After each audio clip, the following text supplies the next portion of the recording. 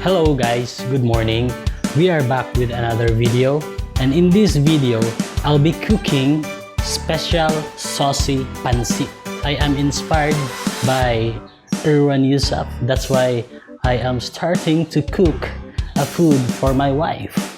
I'll be using ingredients that are available in my refrigerator. In this saucy special pancit, I'm preparing garlic and onions. We have here carrots, cabbage, and string beans, I think. And we have here special longanisa, squid roll, pork, and shrimp, pre-cooked shrimp. And also I have here mixed broth, chicken, pork, and shrimp. And we have here our noodles. But before I start cooking, let me introduce first myself. I'm Anjun Tare, also known as Ewan, the fat kid outside. Let's get started. Yes, I'm starting to cook the special pancit. I'm preheating the pan. I'm speaking in English because I'm the fat kid outside. Okay, first you have to put some oil. Alright, I put some canola oil and a little bit of olive oil for some aroma. And why a little bit of olive oil? It's because there's no more oil. Olive oil. We have to add saute the garlic and the onion. I have to put the onion first. For some, they have to saute the garlic first, but for me, I prefer the onion first. Am I doing this the right way? Then we have to put the garlic.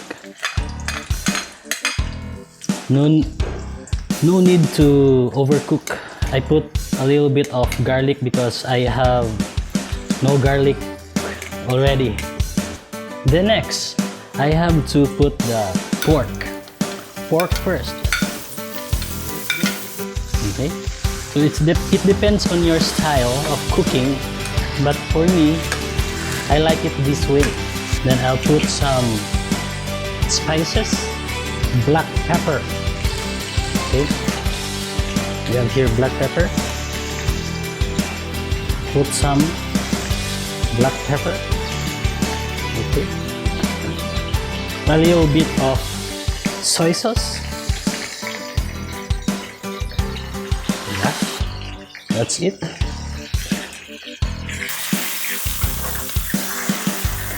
And let's cook the pork for about 5 minutes and cover it.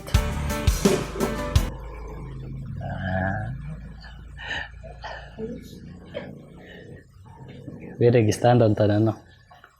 Mag-stand up on to. Sunod. There's a lot of room for improvements, man. The next, I will put the longanisa, special longanisa, and the squid roll. I will put the shrimp later because it's already pre-cooked. I prefer putting some oyster sauce. Biyuha kasi ang vlog ba eh.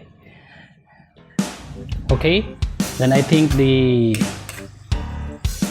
pork, the shrimp, and longanisa is cooked already, so we have to put the vegetables like string beans and the carrot. Okay, carrot. I will put the cabbage later. Stir for a while, about 1 to 2 minutes. Sa pa yung ibutang niya. Okay, so let's add the shrimp and the noodles. Okay, the noodles. Mix it well, then add a little bit of water with starch. Okay, so we have to put the cabbage. I put it last because I want a crispy cabbage. So it depends on you. You mix. Then you have to mix it. You have to mix the cabbage. Okay, then last, I have to put a little bit of sesame oil. I like the aroma of the sesame oil. And we're done. Ready to serve. Serve it hot. Thank you for watching my short cooking vlog. Till the next video. This is the Fat Kid Outside. I'm Jun.